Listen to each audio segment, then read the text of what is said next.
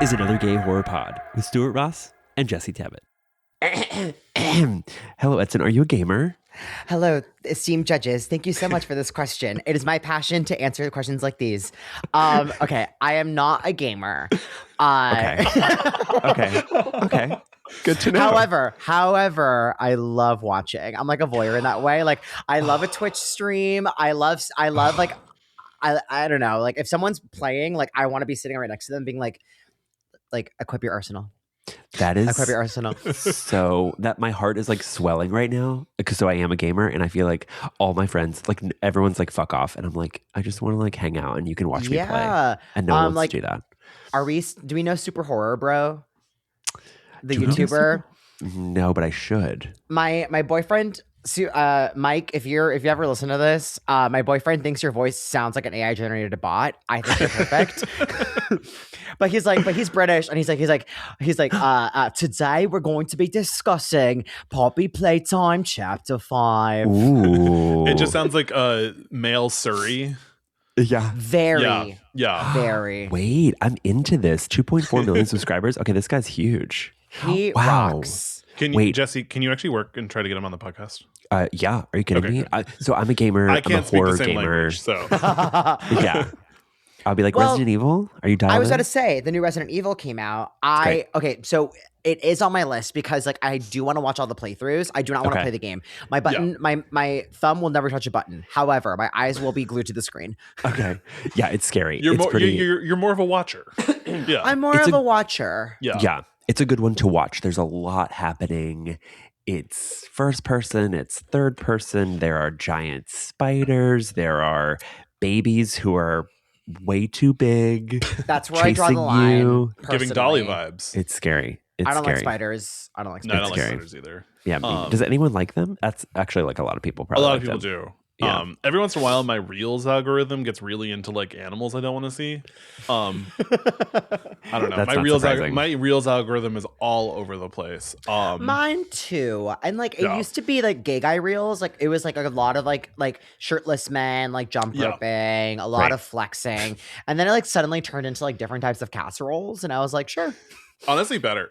That seems a lot more hinged than mine. Is like people fucking. There's this the guy I follow that's like, I can't even believe I'm going to say this. He's like running 5Ks, but he's like doing it in bed. He's like just moving his body until he hits like 5K miles. He's like doing things to get to a 5K.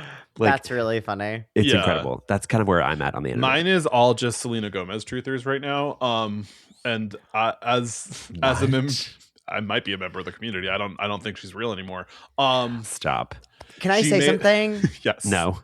I don't want to get canceled though. Like I don't want to like get. We can like, cut this maybe. Okay. Our no, listenership's not large enough for you to get canceled, so don't worry. That's about perfect. I don't like Selena Gomez. I'm sorry. It's okay. But do you think she's real? No, that's the thing. I'm like there's a carbon copy taking her place. It is like I don't know. It's like The Thing, but with famous child actress Selena Gomez. Yeah. So my favorite theory is that she and Gina Davis have switched bodies. Stupid. Wait, the actress, the famous Gina actor who is currently, she still exists, but there are people who are convinced that there is no more Gina Davis. She's just Selena Gomez.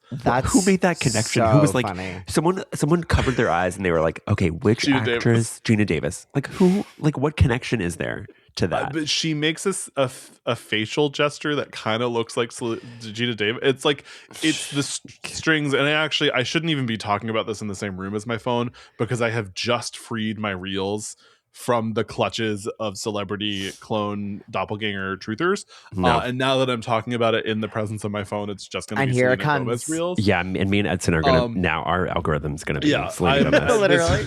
Yeah. I actually started this podcast 1.5 years ago to slowly trick people into believing that Selena Gomez isn't real. Wait, along those lines, it's like in the fine print. Have you guys been following the Jim Carrey clone conversations? It's very similar. But not attuned. Yeah. No. I just like, is it, so did someone actually go dressed up as him? No, I think he just had bad plastic surgery. Okay, so I thought first, yes, I thought he just got fillers, and then there's like a really famous special effects artist that Yeah. posted about it, and I was like, oh, he went. To your point, went as him, but I think he did it as a. I think that post was the image that person posted of the mask was AI generated. Okay, great. That's great. So we are truly post. The internet's not real. Scream 7. No. I think we can all agree that the internet is not real. And as part of that, Selena Gomez is maybe real or maybe not real. All roads lead back to Selena. Stuart, I can't believe you're dialed into this. Yeah, I can't believe theory. we've been talking for 6 minutes. We have talked for 4 minutes about Selena Gomez, and we have not introduced our guest yet. Edson, thank you so much for joining us on Another Gay Horror Pod, a professional podcast where we do talk about horror movies with friends. For those who might not know you, introduce yourself. Hey, bye. No, I'm kidding. I leave the room. I didn't sign up for this. Logs off. It's like, wait, I thought I was meeting with my therapist right now. I'm Edson Montenegro. Hashtag they them. I'm a comedian in Brooklyn. I perform at UCB. I've done stuff for The Tonight Show. I am gay. I am diverse. Like I think these are really important things to share when you're asked to tell things about yourself. Yes. Well, that's actually, we say, tell us pronouns, top or bottom, and then what's the third one, Stuart? Where you work. I think that's all we need to know. Honestly. That's all we need to know. That's good. This is actually just a sexual preference podcast. Totally. Yeah. And then also Selena Gomez podcast. And then also Selena Gomez Mostly podcast. Selena Gomez. But then also we do talk about gay sex sometimes. What would be like in introducing yourself to us, what would be 4 horror movies that you love that you would use to introduce your taste to us? Okay, so I actually have a list. Yeah. Oh my gosh, she's got her phone out. Yes. Okay. Here is my list. Scream. Yes. Sure. That's my favorite. It's my favorite movie of all time. It's my favorite scary movie of all time. To me, it's perfect. Okay, number 2, Final Destination 3 specifically. Yes, Mary Elizabeth. Let's go. And I'm going to change it, but it's not like anyone's going to log on. My personal hotspot password is literally Mary Elizabeth Winstead. Like, I love that movie. Can quote it. Like, it rocks. It rocks. It's so good. Number 3 is The Descent. Yes. I like saying yes, like there's an objectively true that's correct. movies to be your 4 favorite. That's correct. Like if I say something wrong, I get sniped. No. We have a trap door button.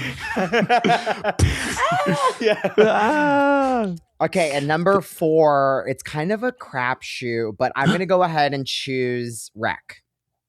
Rec. Oh, REC. REC. Is that how you No, but I just heard WRECK and I was like, I've never heard of that movie. I thought you were saying there's a Stuart Gordon movie where this woman is like the whole movie she's like in a windshield. She was like hit, like some guy like hit her and she's like trapped in a windshield. But you're talking about the found footage movie. Yes. I love that movie. I've actually never seen the original. I've only seen the American remake. The only reason I know about the American remake is because it stars the woman who was in White Chicks, but I cannot remember her name. Her name is, oh my fucking God, she's in Dexter. Her name is Gina Davis. Jennifer Carpenter? Jennifer Carpenter. Jennifer Carpenter. Yes. Wait, it's actually kind of good. It's called Quarantine, I think. Yeah, Quarantine. Yeah. Right? Yeah. It's kind of good. I've heard the original is better. So much better. Sure. Yeah. It is frame by frame, like pretty similar, but like there's something about the acting in the original that's just like so good. Yeah. That's such a good list, but I'm so glad you brought up a found footage movie. I'm such a sucker for a found footage movie. Me too. I don't know, maybe it's just the Blair Witch impact or the Paranormal Activity impact. I'll always be a sucker because I feel like it puts you in it. You're in it. You know, I also think, I was going to say, like, every time I watch a found footage movie, whether it be Cloverfield or something else, there's a second where I'm like, is this real? Every time. And then I have to go, no, New York still exists. like Cloverfield didn't happen. Yeah, or did it, and they're not telling us the truth. The you're thing watching that, like a J.J. Abrams production. You're like, what does he know? There's Sorry, no way Edson, go. ET's real. No. No, but I love, like, the thing that, like, really brings me in is when, like, the camera starts shaking and they're like, do you know what I mean? Yes. Like, Yes. that I love. That I'm Yes. like, yeah, like, no one has a steady finger. No one has a steady hand. It's true. And I think in that movie especially, is that TJ Miller? Is it? Oh, Cloverfield. Yes, it the is. heavy breathing. TJ Miller's You're heavy breathing is so real in that movie because that's me. That's acting to me. That's my sister. Yeah. I would be heavy breathing up and down those stairs too. It's also like when this is such a deep cut, but did you ever watch the Final Destination 3 featurettes? Yes. Okay. No, but thank you. So there is like a clip of Mary Elizabeth Winstead being like, I just had to like seriously get into this role and like really get it to like a dark place. And so she would like put headphones in and there's like a cut to her like listening to music and getting like really, really sad. And I'm like, okay, yeah, heavy breathing from Cloverfield, listening to sad music and crying. Like that to me is like the quintessential like methods of acting. Yeah, actually, they're the only two methods. Yeah, exactly. Heavy breathing, sad music. Yeah, there's a reason she's one of the best working actresses today, and it's that trifecta. It's that method of hers. There's a really good found footage movie that came out a few years ago called Deadstream. I don't know if you've seen it. I think it's a Shudder original. It's good. It's like an influencer who goes to a haunted house. It's quite good. It's like Paranormal Activity by way of Sam Raimi, I think is a good way to describe it. Yeah, that sounds good. It's quite good. Yeah, that sounds really good. I'm going to add it to the never-ending list of movies that Jesse brings up on the podcast that I never watch. Home for the Holidays. Home for the Holidays mentioned. What's your relationship with horror? Like, what is maybe an early movie that you saw that really maybe besides Scream, but yeah, but was it Scream? Actually, no, it wasn't. My first ever like horror memory was Child's Play, actually. Oh, good one. So I was maybe like 6 or 7, and my Thea was like, okay, we're gonna watch this movie with your parents, like stay in your room, like don't come out because it's like really scary. And so like I was of course like rambunctious, and so like at 6 or 7, like I like snuck out of my room, I like crouched behind the couch, and as I like looked up and like watched the movie, it was the scene where Chucky is like stabbing behind the car seat. Do you remember that? Yeah. And so I started screaming, and my parents like turn around, they're like, oh my god, like don't watch this. And I had night tremors like from 6 to 13. Like it was like that, and also like this Barney episode that haunted me for so many years. But understandable. But I would have the same nightmare of like Chucky or this bear from Barney, like literally like chasing me. And this is really kind of embarrassing, but like I could not sleep in my own bed until I was like 12, maybe 13 years old, because I was so scared of like falling Chucky asleep by myself. Yeah. Wow. Chucky and the Bear, like now streaming on YouTube or something. Yeah, seriously. A Shudder original. Animatronic characters. So that's like that's scary. It was so intense. Like I literally had a nightlight. Like I couldn't do it. And this I've actually started sharing this because it's kind of hilarious. Like my parents, I would like try to like get in my parents' bed and like sleep in the room with them, but then they started locking the door. So one night I like wrote a letter, and I was like, Mommy and Papi, I wish that one day you'll love me as much as I love you, but I guess that night is not tonight. And I like slipped it under the door. They never acknowledged it. They never said anything about it. Dramatic. Yeah, they're like, why did we show him Barney? Literally. Yeah. It was like so I was so intense, like, and still am, like, frankly. I'm like the most I was going to say, as such, do you think your tolerance for scare, because of that at a young age, you were so scared, your tolerance for scares these days is higher? Or no? 100%. Like, I was like, also something that like my, like, I'd say babysitter was like my godmother and like my cousins, but like they forced me to watch The Grudge, The Ring. Like when I was Do you guys just see that giant wad of saliva fly Yeah. out of my mouth? Oh my god, I thought that was like a camera trick. I was like, what was that? No, that was me like spitting. Oh my god, spit or camera trick? Selena Gomez vibes. Yeah. Okay, sorry, keep going. But I watched like The Grudge and The Ring like growing up, like not on my own volition. They're like like Edson's gonna like freak out watching this, and I did. Yeah. Like literally when Samar's The Ring, The Grudge. I forgot Yeah. the name of the ghost, but when she's like I lost my shit. Like Kill me. I was tweaking. Yeah. Kill me. But That like shit so I was grew so up with scary. that. Yeah. And so like I loved it. And like Yeah. I'm gonna go a level deeper. Like Final Destination 3 was like my first into that franchise. And Yeah. I used to write Final Destination fan fiction as a kid. Like literally like 9-10 years old, like at like Microsoft Word, just like You're like, and then her head falls off because of the ceiling fan. Wait, Oh. that's amazing. You need to know something. Like did we watch the VH1 show Scream Queens? Yes. Yes. With Shawnee Smith. Yes. Yes. Yes. The way that like I loved that show, but like I was like I'm gonna cast Tanedra Howard as the lead in Final Destination 6, which eventually like ended up becoming a movie. But I was like, yeah, she's at the gym, and then the treadmill malfunctions, and a dumbbell like lands on the treadmill, and then like she goes flying off, and the dumbbell like smashes her head in. Like that's what I was doing at like age 9, which is like not That's- okay.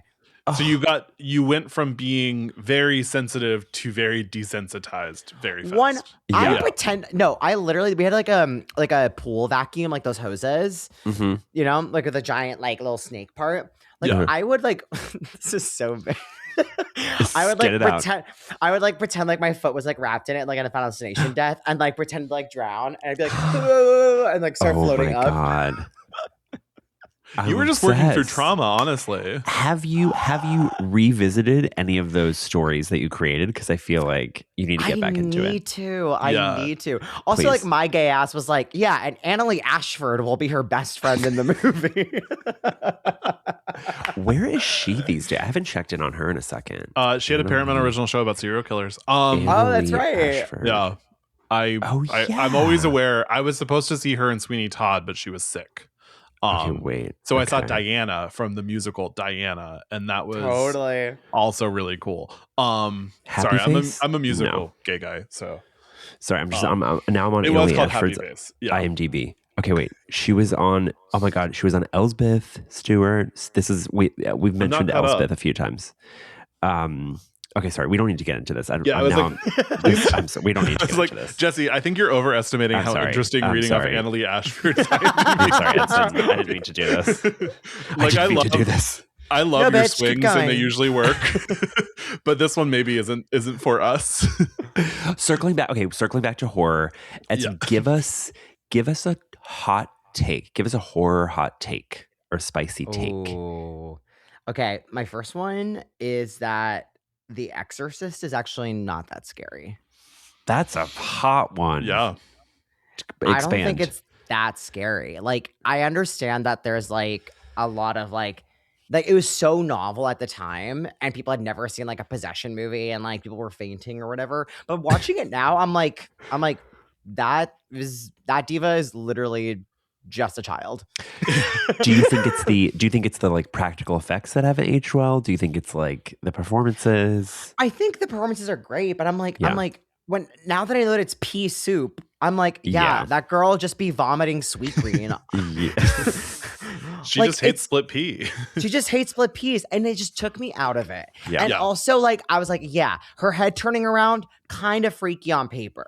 But now I'm like, it be giving animatronics. Do you know what I mean? Like, Yeah. it's like, Yeah. it just doesn't do it for me. I think The Yes. Exorcist is a movie because like my parents were like, it's the scariest movie ever. Yeah. And I grew up in a Catholic household too, so that's part of it. Right. But- Totally. And so when I first saw it on a VHS tape in the daylight, I was like, no, it's good. It's a very good movie. But then as an adult, I saw it in theaters, and it really changed how I saw the movie. The context, yeah. Interesting. Because when Okay. you're sort of, and I find this a lot because I have, I'm addicted to my cell phone. Like all gay people are. Yeah. But so if I go see a movie in theaters, it's going to be scarier for me because I have to be dialed in. And that was Yeah. sort of, I saw The Exorcist in theaters, and I was like, oh, I get it. Like if you have to be in it, it's a movie that builds, and if you're like ADD ass like me, and you're like not paying attention, and then you're like, wait, what's happening? Why is she getting an MRI? But at home it doesn't work as well. Yeah, I agree. I think an IMAX release is imminent, and I can't wait. I can't wait. Sure. I can't wait. Find me in the 4th row center of Exorcist IMAX 11 release. p.m. lights down by myself, like 2 Red Bulls deep. I'm like, let's go. They treat it like a Rocky Horror Picture Show, like a call and response. You're in a mania and everyone's just really worried about you, but it's just Red Bull. Yeah. No, Stuart, you're right though. It's a religious centric horror movie, and I think that really gets to people. I think so too. And I do have one more hot take actually. Yeah, please. And this one might, I don't know if it's like necessarily like a hot take, but more so just like a celebration. I actually think the Terrifier franchise is beautiful. Oh. In what way? I've never seen any Terrifier movies because I'm terrified. No, they're like so gory and intense. However, when you think about it, like there is so much artistry that has to happen to make that a thing. Yeah, totally. And that to me is like what I appreciate. Like people are like, oh my God, like I would never watch it. Like it's so gross, or like, oh, like I can't believe how something like that could be made. And I'm like, well, first of all, it gave a bunch of people jobs. Secondly, like it's like the idea of like there being a team dedicated to like, I don't know, ripping like this like special effects. Yeah. Like sawing someone in half. Like that kind of rocks, you know? Yes. Like I remember like my dream growing up as a kid was like either like being a designer for the Survivor challenges or designing saw traps. So it's like which are two sides of the same coin. Yes, when you think about it, Jeff Probst is kind of a real life jigsaw. Totally. Do you want to play? Well, also Tyra Banks is kind of our jigsaw, but also RuPaul is also kind of our jigsaw. All reality TV hosts are sort of jigsaws of their own Saw universe. And Alan Cumming is gay jigsaw. Yeah, gay jigsaw. And representation matters. I like how RuPaul is not gay jigsaw. RuPaul is fracking jigsaw. Alan Cumming is gay jigsaw. Oh, that's true. Actually, and that's why representation matters. That's a great one. I really used to want to design Survivor challenges. I really thought I would have been good at it, and then now I'm like, no. I think every gay person grows up thinking that they could do not Saw. Every gay person thinks that they could be Jigsaw. Maybe. I actually do think I could be Jigsaw. I don't think I could be Jeff Probst. I also think the same. I kind of think the same too. Yeah. Well, so that's kind of a parallel to your Final Destination fandom, right? It's like sort of gamifying, like creating traps and like things that are like creative to fuck people up. I also think a Final Destination video game would go off. I think there has been. Wait, hang on. Like let me check. Just like there's been a Saw one for sure. Yeah, but like you put like 100 different ways you could die, and you have to like go through and survive. That's so fun. Yeah. Jesse's like, yeah, there was a Final Destination game. It starred Annaleigh, Ashford, and Gina Davis, and that girl from Scream Queens. Stop. Wait a minute. Okay, hang on. According to Google AI, there's no official Final Destination game. However, there was a DVD extra. Popular user-generated experiences on Roblox recreate iconic movie death scenes. So that's all I have to say. So if you're not getting kidnapped from Roblox, you really can be playing through Final Destination deaths. If you're not dressing to impress, then you're dying. It's so ripe for a game situation, though. Yeah. They did have, I think it's Final Destination 3. They had a DVD extra where you could make decisions and go through the movie. Yes. And you can also end the movie in like 5 minutes, which is really funny. Yeah, truly. Like, do you go on the roller coaster? No. And no. And then it's like credits. Game over. Yeah. Not for me. I don't like roller coasters. Nope. I think we can hop over to the main subject of our episode, which is Annaleigh Ashford. And here we are discussing her and how she had COVID when I saw Sweeney Todd, and I'm still a little upset about it. No.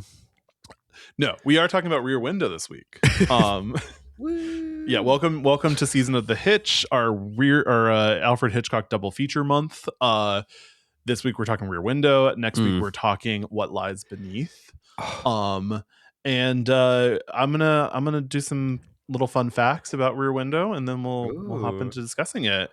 So this whole thing was shot on Stage 18 on Paramount, which hosted filming for Sunset Boulevard, Star Trek Deep Space Nine, and Disturbia, the Shia LaBeouf Rear Window sort of remake. Oh it was kind of a remake. Very much a remake. Yeah. I actually love Disturbia. I know, obviously, Shia LaBeouf, problematic figure, very much so. Full disclosure, originally next week we were going to talk about Disturbia, but then he let it know how he doesn't like big gay guys, and I took that personally. Yeah. That was a yikes. No more Shia for you. As a member of the large gay guy community, I said, no thanks, Shia LaBeouf. Let's talk about Michelle Pfeiffer. Yeah. But I thought it was interesting that the movie shot on the same stage as Rear Window. I'm sure that was intentional. Yeah, that had to have been intentional. Yeah. I'm trying to remember where Stage 18 is on Paramount Lot. Stage 17. Okay. I'm going to tell you for sure that no lot has ever been organized that well. Really? No, unless they're attached, then they're always numbered. And they'll be like, oh, 17 burned down in the fire. And there actually is no 17. That's not true. I don't know for real, but the numbering is never correct. But it did not host filming for the only show I shot on there, which was the show Secrets and Lies, which did not shoot on Stage 18. Starring Juliette Lewis. Starring Juliette Lewis. Nice. I remember that. Sorry, I'm pulling up the stage Don't map apologize. and seeing where it is. Which is, I'm going to say, almost as interesting as you IMDb. She's still up. I'm literally looking at the tab. We're 2 for 2 now. I'm literally looking at the tab. I think this is our least interesting tangent week ever. And that's on me. No, that's not true. Are you kidding me? At least one of our listeners is an Annaleigh Ashford stan. Yeah, no, I think all of our listeners are Annaleigh Ashford stans. I don't think any of them are interested in me Googling the lot map for Paramount and trying to figure out where Stage 18 is in relation to the offices of a show I worked on 11 years ago. So this is based on a short story, but in the short story, the only characters that it really contains are the Thorwalds and L.B. Jeffries. So Stella, Lisa, all the neighbors are completely made up for this movie. And for realism, Miss Torso was actually a real ballerina, and the songwriter was an actual real songwriter. I was wondering that. Yeah, I'm like, she be kicking. Yes, real high. She was flexible. She looks like a dancer. She was a teenager. Which knowing Alfred Hitchcock, hopefully she was away from him. But that's actually a big yikes, because her role in the movie is kind of to be objectified. Literally just objectified. Yeah. And I didn't go deeper to find out if by teenager they mean 19. Right. But maybe she was 19. Still, if your age ends with teen, probably not great to be in a movie that's objectifying you. You know? No. But it was the 50s. Yeah. It was a different time. Yeah. And people used to age a lot differently. She looked in her 20s to me. But she looked older. Yeah. She did look older. Respectfully. We're now attacking this poor woman. Wait, there's a moment in the movie where literally 4 guys are in the apartment, fawning over her. Yeah. She's gearing up for I will tell you, she was 19. We can all breathe a sigh of relief. I almost said when I was 19 I was gearing up for an orgy, but I was not. No, wait. Speaking of, and this is I'm going to highlight the gay part of this podcast for a second. Please do it. I have something to say to the gay guys who say that they're interested in cum dumps, but then don't follow through. Grow up. Grow up. There's a lot of scheduling and project management that has to happen for those people who want to sign up for the project. And if you don't follow through and we're just hanging out at home on all fours and no one shows up, guess what? I could have been using that time to write or meditate. Or schedule your next cum dump. Yes. Good for you. Yeah. Good for you. I think. But also, is there a neighbor who can watch the cum dump from your windows? Wait, actually, there was, but he moved. He's Your just like own- waving through the Your window. own personal LB Jeffries. Hi, baby. He's gone. That's a pretty ideal situation to have a window literally into someone who has orgies all the time. Well, actually, maybe that's not ideal. Depends on your vibe. Well, it depends on how orgy positive or negative you are. Exactly. Totally. Yeah. And some people are orgy negative, and their tea is valid too. Edson, thank you for airing that out. Yes. I think you are. That's a great point. I think people need to be more committal. Yeah. A lot of people do just be saying whatever they want online. Yeah. Yeah. And as a community, we should be less flaky. We should be We should be more communicative. Let me say that. Well, and also all gay people are project managers, so they need to have respect for what other gay people are going through to manage their projects. Here's a great point, and bring it back to Rear Window. Yeah. Look how much happier people are when everyone is caring for one another. Yes. Stop. It's Actually, community building, honestly. Wait a minute. There's the woman whose dog dies. She's like, "You guys are all shitty neighbors." Blah. That is my favorite scene in the whole movie. Yeah, it's great. It's a really great scene. Also, wait a minute. Rear Window, Anal sex. another name for an asshole, right? Am I wrong? Whoa. Am I wrong? Oh, So is God. Rear Window, like, isn't Rear Window a name for an asshole? Am I right? Stuart, are you okay? Are you gonna pass out? So, because we were recording our mini episodes before you hopped on, I didn't put myself on Do Not Disturb in case you texted me and had problems.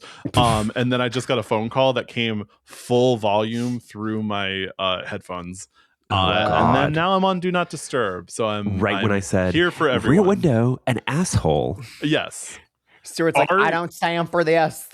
You're Southern in this example. Not on my Christian podcast. What was that? Ever since we talked about Exorcist, this is now a Christian podcast. Yeah. Not even a Catholic podcast. Yeah. We're going wide. It's Christian. Yeah. My last fun fact for this movie is that the set cost $80,000 to build.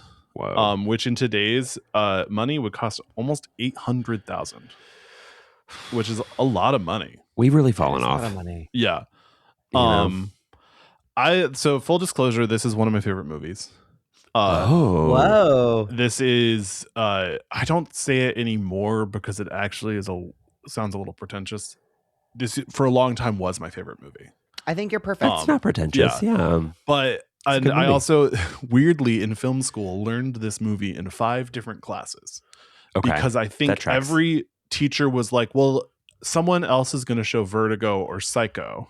Yeah. So I'll show Rear Window. I'll be different. But they- everyone had the same They idea. all had the same thought to the extent that with the same film professor, Teresa Podlesny, shout out, I watched this movie twice with her and cheated by bringing in conversation topics from my first conversation I had with her about it in the second one from the readings of the first time I learned it. Because we did this whole reading about how there's like a hypothetical prison where you make everyone both a prisoner and a guard and they all watch each other, and how this is sort of like that. And I brought that up and she goes, so insightful. I have a reading I'll send you that you'll really enjoy.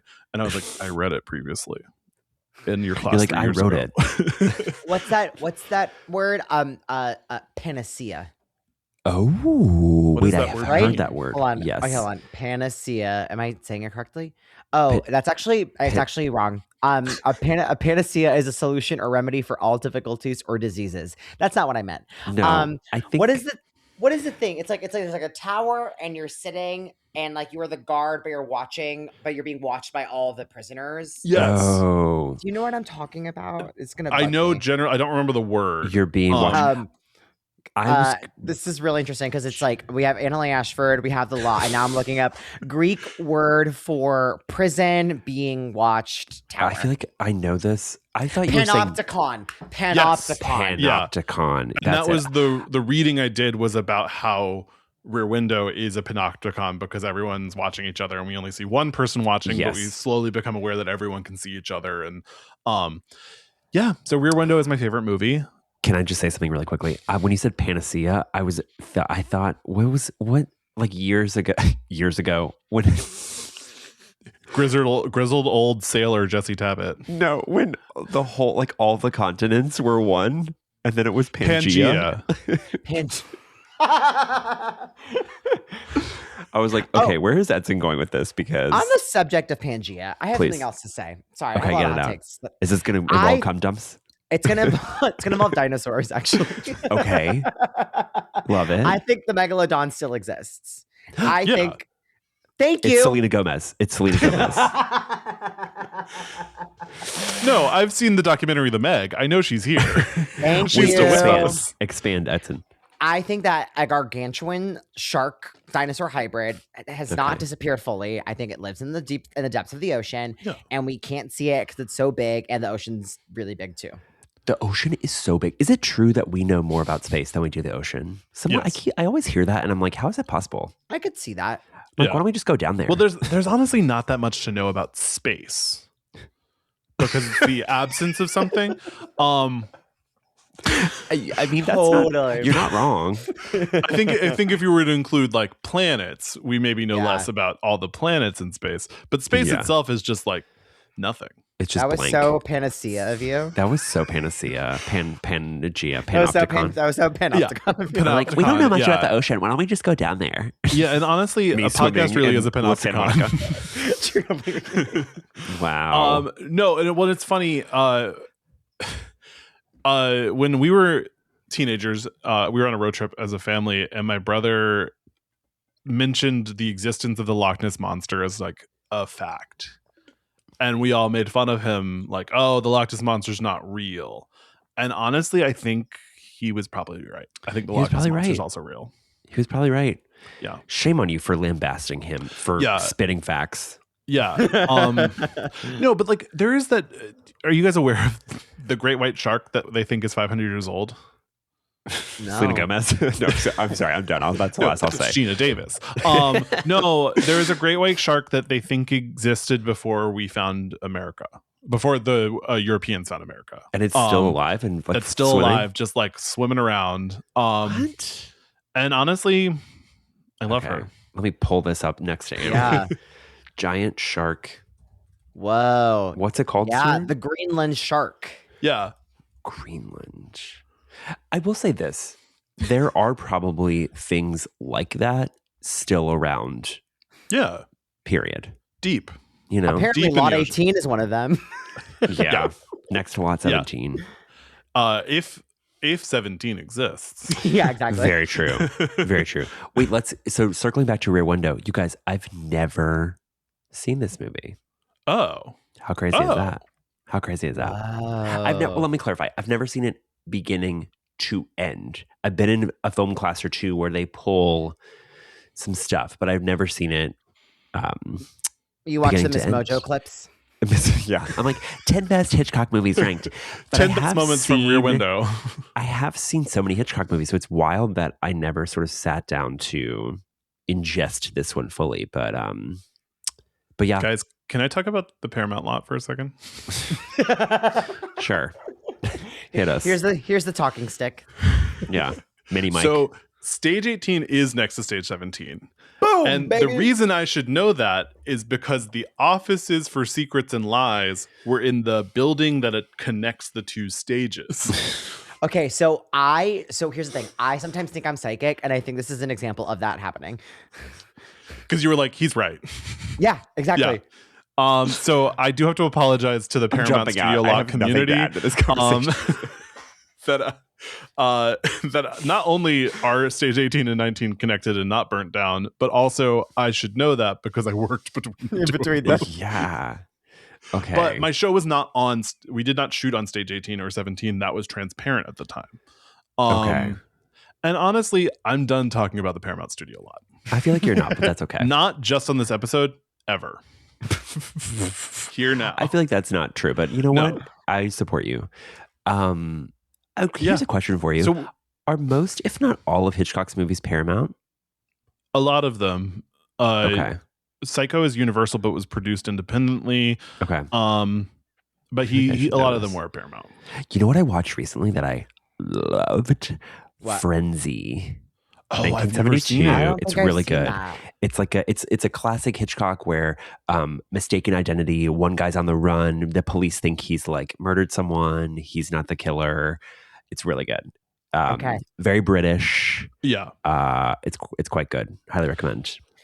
This is back to what you were saying a few minutes ago, but what did you think of Rear Window as a first-time viewer? I thought it was fucking shitty. No, I'm kidding. I hated it. It was no Disturbia. I thought it was. Where was Shia LaBeouf? Bitch, let me tell you, Disturbia is so good.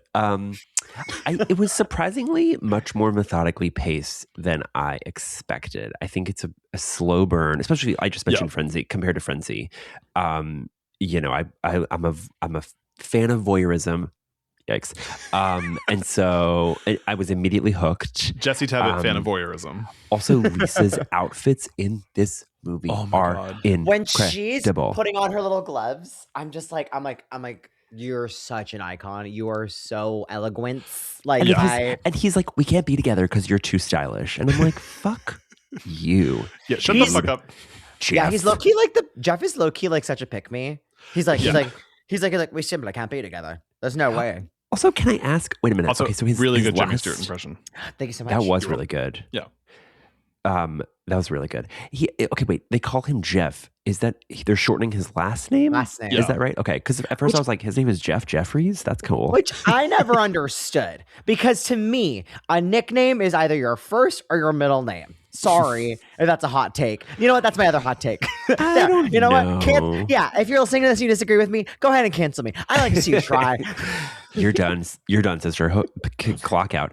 I feel like people have called me by my last name, and I'm but I think into it. I think to the point, if your nickname is going to be your last name, it's got to be the whole thing. Commit. Yeah. Like Jeff is a name. Jeff. It's a name. Yeah, it's a name. You're right. Jeff is famously a name. Yeah.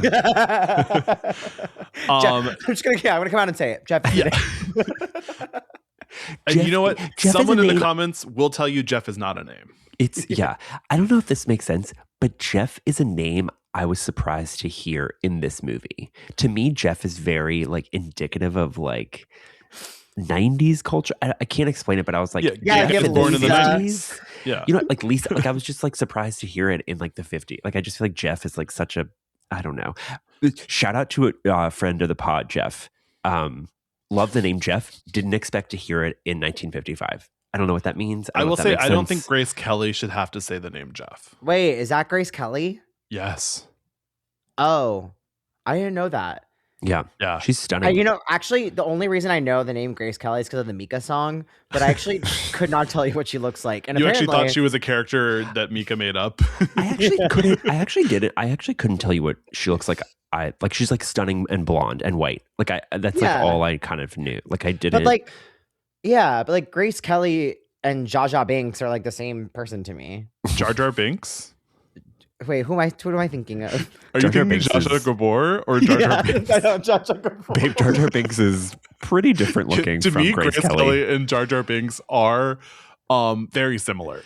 Gotta say, don't know if I can get on board with that. Hashtag ethereal beauty. Jar Jar Gabor. You know what? Beauty subjective. Jar Jar Binks stunning. Yeah. Jar Jar Binks. That's all I'll say. A beauty of the era. Yeah, clip this. Jeffrey Binks. Oh my God, Jeffrey Binks is actually a great name. I love the name Jeff. Shout out Jeff if you're listening. But yeah, I was like, oh, Jeff, interesting to hear in this movie. Yeah. Lisa, another name. I was like, interesting, Lisa, to hear that. There is, I don't know who I was talking about this. There is a phenomenon where names exist before they're popular, and so they feel like it's like Tiffany. Like Tiffany was a name before the 80s, but if you say Tiffany, it feels 80s. It feels 80s, yeah. But it's always been a name. Whoa. That's crazy. I'm gonna look into that. I'm just gonna come out and say it really quickly. Please. Tiffany is a name. Okay. Tiffany and Jeff, famously names. Should we talk about Rear Window? Sure. Yeah. We are. Yes. So we start with LB Jeffries, who's recently broken his leg and is just really watching The Neighbors. Can I say something? He's being really dramatic for having broken his leg. Like he doesn't need to be like all up in this wheelchair. Like I can't. It's like, Come Also, on, like get a grip. Where Literally. also, where are his socks? He's just dogging it out here with like his toes just Listen, peeking out. I mean, As someone that was part of the paycheck. Free feet. Well, I gotta say, as someone who's broken bones, you gotta let it air out. You know, Totally. you gotta let it air out.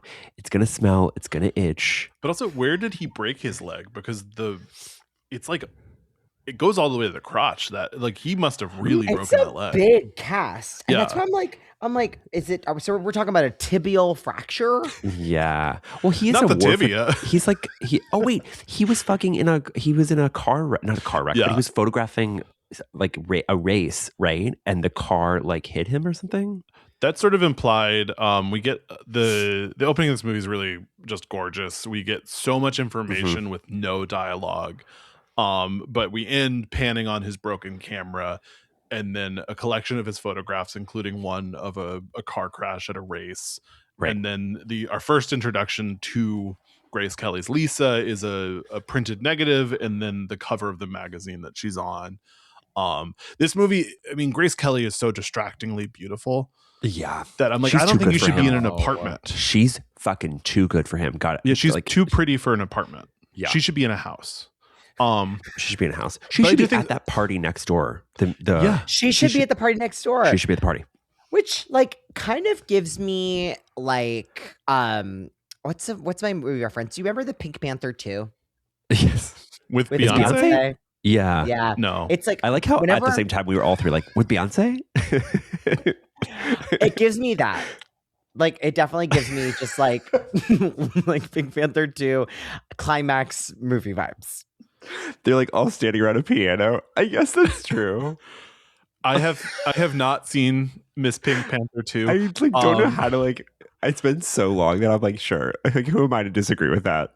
I also always think of Hey Arnold when you see the apartment with all the windows. Oh, yes. It's very Hey Arnold. Yes. Whoa, and, totally. like, honestly, it's like that's like my dream apartment, even though I don't like sun. I like sun. Is that true? I I'm didn't really, know that. I got sunburnt yesterday eating a burrito. Like I'm pale. Okay. I'm I don't know what to do with struggling. that information. Eating the burrito was not the important part. It was at a burrito place, but I was But outside for like 40 minutes and got sunburnt. Yeah. But somehow eating a burrito heightened that story in a way I can't explain. I'll also say this apartment reminded me of Friends, unfortunately. You know, the Friends apartment. where it's like- Totally. yeah. It's giving rent stabilized. It's giving like chests. Do you know what I mean by that? Where it's like this guy like has just like a lot of chests like laying around. Yes. Oh, yeah. Like maybe like antique chests, kind of. Yeah. But in like 1955, like were antiques like a thing? Well, yeah, That's it was actually a just good point. they just know what were I from mean? like the 1800s. It's weird to me that I'm like antiques like didn't become a thing until like 1986. Like I'm just like Yeah. my mom is a big Yeah. antique person, so I'm like she has like a lot of stuff from the 50s and the 60s. So I'm like, Well, and they also used to build furniture and stuff to last. true. And so That's true. it's now special to have something that's Yes. been around 50 years because we're all sitting on IKEA furniture that's going to fall There apart. was no Wayfair. There was Yeah. no There was Wayfair. no Wayfair. Yeah, Um, that's so true. it is interesting to think about a lot of the design language of this movie carries over, as we were discussing, into other New York set things where it's like the Mhm. Hey Arnold, his room is definitely a reference to this movie. And like Friends, I mean, if you even think about like Friends, not to talk about Friends as an elder millennial. Are we elder millennials? No. I don't think so. I'm just No. gonna say millennial. Don't fucking age us, bitch. Step off. But if you I'm think about like the 19. ugly naked guy Yeah. across the way from them, and they're always watching each other, like that's Rear Window, mama. Wait a minute, the ugly naked guy. On Friends. In Hey Arnold. Oh no, Friends. Sorry. What was it? Like that's not Hey Arnold. This is like such a cultural. Okay. I mean, there's also a whole episode of The Simpsons where Bart is just LB Jeffries watching all of his friends Mhm. play at a pool while his leg's broken. Mhm. And yeah, Well, I feel like nowadays, anytime I see a movie where someone is like watching someone from a house or an apartment, it's like Rear Window is automatically like yeah, mentioned or like compared to, you know? There is, I would say like Rear Window, like there are so many things that carry over into other films and just like pop culture moments. But the thing that like, and I don't know if this is gonna, or we're gonna touch on this, but I thought I'd bring it up, like the Flash moment of like him blinding.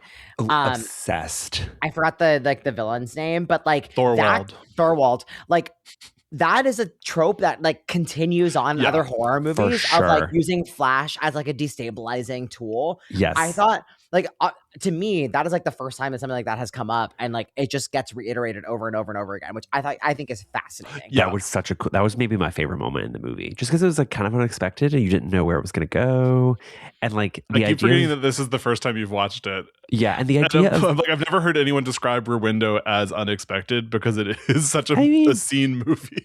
The idea of like being immobilized by a camera is like insane. But Thorwald like definitely kind of gave Liza Minnelli jazz hands like when he got blinded. Like he literally would go like he would like the flash would go off and he would go, here we go. He does seem like an unwieldy person, so I bought that he would be like incapacitated by a camera. Yeah. You know? I mean you would too, Jesse. I probably would too.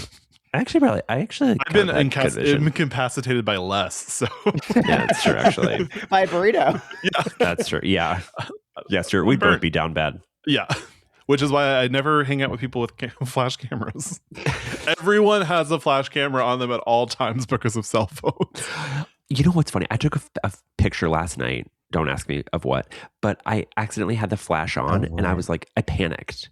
I was like, of what? It's so stupid. This is like such a nothing story. I was taking a scooter.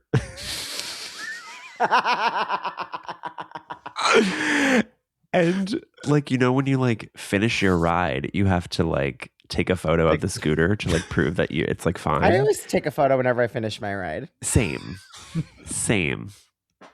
But the flash was on and I was like, I was like, oh my God, like, don't like, sorry. And then I was like, who am I apologizing to the scooter? Yeah.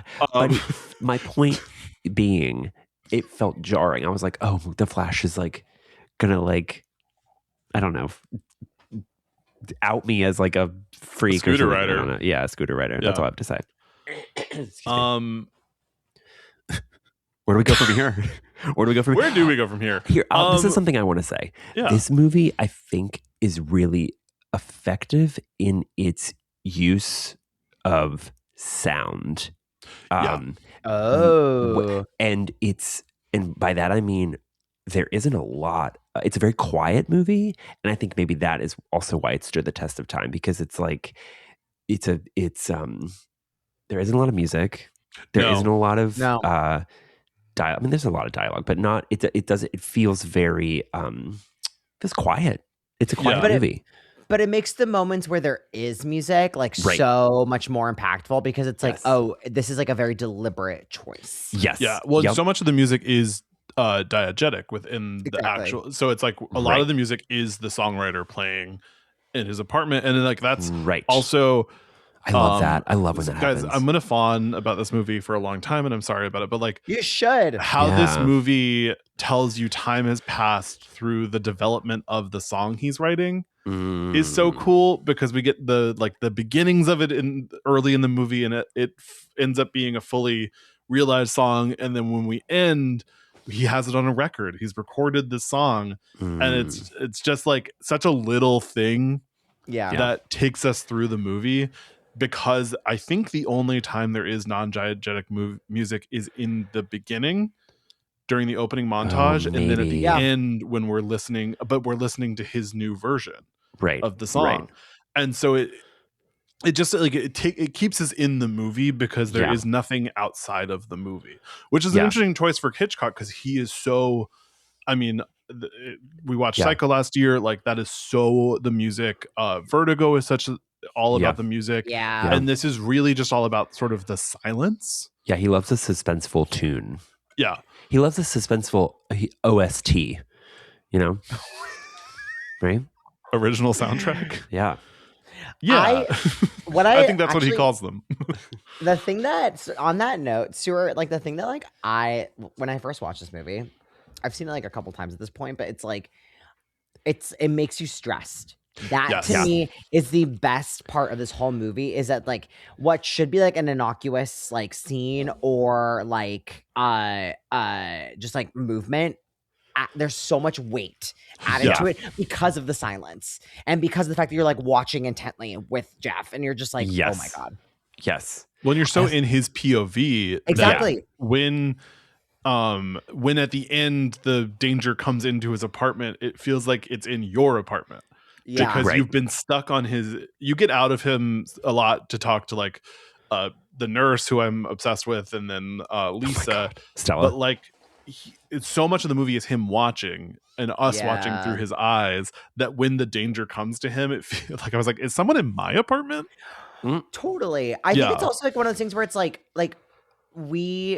I think this is like a great example of like psychological horror in a way too, because it's like, obviously there's like, there's the thriller aspect and there's the crime aspect, but there's also this idea of like being like, you have no idea who you're like, who is living near you. Who's around you. Yeah. And then being just stuck. Isn't that crazy? Yeah. Isn't that crazy that you live so close to someone and you have no idea what they're doing behind closed doors? Well, actually, you in this case do, because you can literally see them. Yeah. I think to that point, another thing that makes this movie so effective, well, for me at least, is I was afraid that he would be caught watching. Yeah. Right? Like someone and then he would be like, I'm so sorry. Like the idea of him being caught to me was just as thrilling as like him seeing a murder. Well, because we're not supposed to watch each other. I love it. Which is a weird like social construct. My apartment is really good for people watching. It's like high up and it's at a crossroads. Ew, maybe cut this. No, but Jesse, whatever you do in your free time is Jesse, our business. I have a question, and feel free to cut this, but I need to know the question. Sure. Have you ever splooted in front of your window, like full cock and balls out, just like looking down, being like, I wonder if anyone can see me right now? Every Saturday night. No, because I feel, well, one, I have a roommate. Two, I feel like so I live close to a school.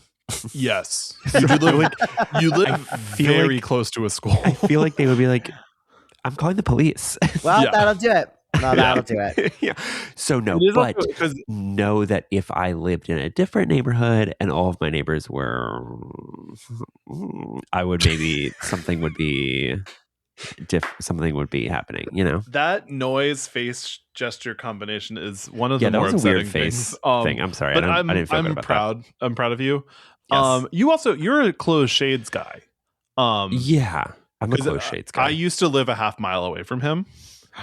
And so I would have to walk past his apartment every time I went to the Eagle, which is my home bar. I love it there so much. The vibe of the LA Eagle is so different from every other Eagle. And it's also very different from what it was like 12 years ago when I first moved here. Yeah. Still occasionally you find someone in a leather costume, but they're so in the minority it doesn't feel bad. Yeah. But when I first moved here, I feel like it was a lot of people in leather costumes, and I was like, I don't want to be here. Yeah. But so I would walk past, and I could always see if Jesse, sort of Rear Window vibes. I could see Jesse was home because the lights were on. Clock my ass, but I couldn't see in the windows because the blinds were closed. I will say that I do on occasion walk around in my apartment in the nude, but I don't think bad. I don't think. Oh my god! I hope my roommate isn't listening. Stuart, also, it was nighttime. What am I going to leave the blinds open at night? No, but it was it was like I'm walking home and I could see Jesse's home. Jesse's safe. Aww, that's sweet. That's all I ever want in this world. I want for you to be home and safe. I want for you to be home, honestly. Thank you, honey. Not in the wild. Edson, I want to turn that question back to you. Okay. Have you ever splooged on your windows? Let it be known, I said sploot like a dog when they just when they go like just like split their legs like this. Not splooge. Is that the onomatopoeia for that leg split? Sploot. A sploot? I think so. That sounds onomatopoeia. That is no. You're right. I've seen that somewhere used in that context. Yeah. The answer is no. I live in modesty, actually. You're a good Christian woman. Yeah, as a practicing Mormon, you have to wear your undergarments at all times. Yeah. I live on the 6th floor of a building, and so like you actually can't like see into it, like because we have like a giant outdoor patio, so like you can't like overlook anybody. Okay. But the window like in our bedroom like overlooks a courtyard, and there's an apartment directly across. Oh, So yeah. that's the one where like people could look in if they wanted to. Sure. And there's been many a time where like my boyfriend and I have like fucked with that like window, Yeah. with that window or those blinds open. Yeah. Nobody watched, but I'm No. like, Right. could be fun. That you know of. Well, that is, I have to Well, tell, that's because we're on the 2nd floor and we have trees blocking our main living room windows. And I keep having to tell my husband, like, people can see in our apartment, but they would have to be trying to. Right. It isn't, it's Right. like possible to see in our apartment, but it would be so much work Right. to see something Totally. interesting Yeah. that because of how much tree coverage we have and we're on the 2nd floor. And so it's like, he's always like, well, why are you just walking around naked? And I'm like, well, I'm Who's gonna grabbing say- water to take the pills that are currently in my mouth because I've put pills in my mouth and ran to the kitchen to grab water. But people can see us, but they would have to try. And at Right. that point, that's on them. Right. Yeah. Wait a minute. This is a good follow-up question for both of you. Are you the kind of people that when you're walking, you're out and about, people have their window open, are you more inclined to take a peek? Are you like looking in windows? Every time. Really? Every time. But like, Okay. are we Oh, talking yeah. like a casual glance or like walking I'm over looking. and looking? You're Okay, looking? I Okay. slow my pace, and I literally am like, Really? this is really nice. One time in college, before I think it was before I had texting on my phone, Okay. not to age myself, but I was meeting up with friends at a party and I got the address wrong. Okay. And I walked up to a house, looked in the window, and saw 2 people fucking on the living room floor. My God. Wuthering Heights vibes. Yeah, and I was, but it was like it grossed me out Okay. because it made me. I think it made me feel gross. Okay. That reminds me. Oh. So my boyfriend and I, we were staying in a friend's place in Hollywood, and like you know how like some of the places like their apartments are like houses and like they're like little like Yeah, units, little bungalows. Like, Right. yeah. Yeah. So we're going inside. We're like, we're checking, we're getting our stuff. I'm in the car, and he's like, "Hey, like, where should the cats go?" And I was like, "My friend doesn't have cats." So he just went into the completely wrong bungalow. No. Like all the stuff is there. No one's home, but he's like all the bags are unpacked, and I'm like, get out of there. Oh my Unlocked. God. The door was just unlocked. Yes. That's Oh my God. That's so scary. a nightmare. That's so scary. And those For him. bungalow apartments are all like very like they're same. Like they all look the same. Yeah. They're all like it's like lots with like 8 or 9 little houses on them, and they're Right. like, where am I? What am I looking at? Right. Right. That's scary. That is That's scary. scary. For the homeowners feel like- and for your I friends. feel like scary is maybe a little dramatic, but No, that's scary. that's Because then they scary. can call the cops and be like, this guy was trying to get in. And then he could be like, or they could be like, no, I was just accident. It was an accident. No, right. You know? Oh yeah. I'm like trying Sorry, to get no. us into the story a little bit. Oh, yeah. Sorry. Go ahead. Go Go ahead. for it. Go for it. Yeah, honestly, like there's not that much story. It's a pretty slim. It is more of like a tale. vibes movie, so I Yeah. think we are doing an okay job describing the vibes. Just Yeah, we talking are. about all the times we've watched other people have sex in windows. We meet all the neighbors. So we have, as he describes, Miss Torso, Miss Lonely Hearts, who are hot woman and sad woman. Yeah. The songwriter, who is, as you would guess, a songwriter. We have the newlyweds. We have the oldlyweds, I would describe as the couples Yeah. sleeping on their fire escape, which actually sounds kind of fun. What the but fuck, though? I have They're night going- terrors. They're going So, like, camping. I would die. Yeah. They're literally, there's a mattress. They pulled the mattress out on their balcony. It's hot. We're having a heat wave, a tropical heat wave. Yes. But and I also like the little pulley system they have for their dog. which is something dangerous. I would do. They're my favorite characters in this entire movie. Yeah. And I know I'm skipping ahead, but the best scene in this whole movie is when she goes, "Who did this? Who killed my dog? He loved you, but you didn't love him. How could you do this?" Well, but that scene is thematically and story-wise the turning point of the movie. It's the turning point of the movie. But, Yes. and it's like she's pulling the dog up. Yeah. Oh, God, I done it. No. Yeah, like it seems like she was doing like having the dog travel up 2-3 stories is like that way is like not safe. So not to shade her, but like maybe this was inevitable that the dog was going to die. She had it coming. Yeah, exactly. But also at the end, the circle of life continues, and she's training a new dog how to ride in that pulley system. Yeah, it's true. I love her. I love all of the, and this must have been a weird movie to shoot because it is a lot of just like, this was one set. So you sort of had, I don't know how logistically they got all of these people lined up their They must have done a ton of rehearsals.